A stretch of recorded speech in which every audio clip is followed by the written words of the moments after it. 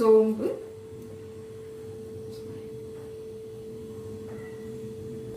எண்ணெய் காஞ்சோடனே கொஞ்சம் சோம்பு, கொஞ்சம் கடுகு, உளுத்தம்பருப்பு போட்டு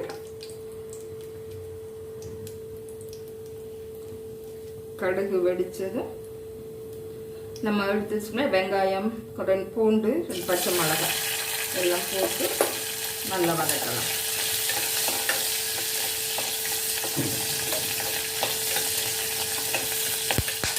ஒரு நிமிஷம் வதக்கணும்.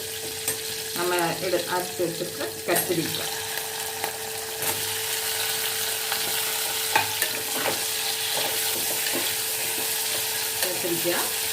நல்லா வதங்கணும்.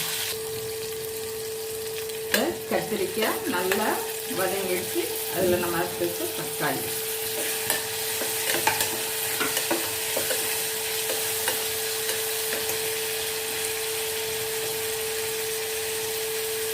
குழம்புக்கு தேவையான உப்பு, கல்லுப்பு,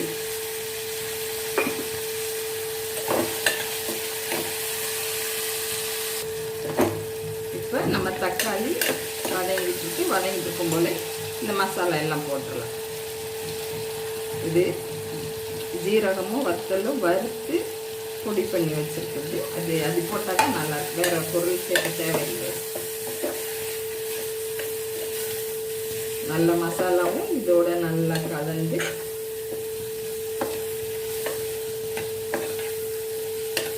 நல்லா வேகட்டும்.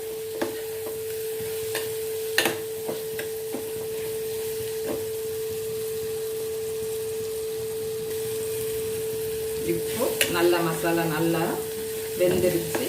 இப்போ இதுக்கு தேவையான தண்ணி ஊற்றி நல்லா கொதிக்கவும், இறக்கும்போது கொஞ்சம் நேரத்துக்கு முன்னாடி தேங்காய் பால் ஊற்றி நம்ம இறக்கிடலாம். குழம்பு நல்லா இருக்கும், டேஸ்ட்டாக. வெயில் நேரத்துக்கு புளி குழம்பு இல்லாமல் புளி இல்லாத மசாலா குழம்பு. இப்போ இதை நம்ம மூடி போட்டு மூடி வச்சிடலாம்.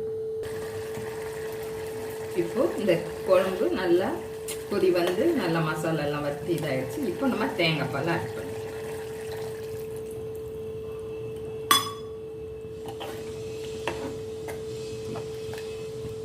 தேங்காய் பால் ஊற்றி கொஞ்சம் இதுவும் நல்லா ஒரு கொதி வந்த உடனேவும் நம்ம ஆஃப் பண்ணி இறக்கிடலாம். இப்போ தேங்காய் பால் ஊற்றி நல்லா கொதி வந்துடுச்சு. குழம்பும் நல்லா இருக்கு. இப்போ நம்ம மல்லித்தலை போட்டு இறக்கி வச்சிடலாம். சாதத்துக்கு எல்லாத்துக்கும் சூப்பராக இருக்கும்.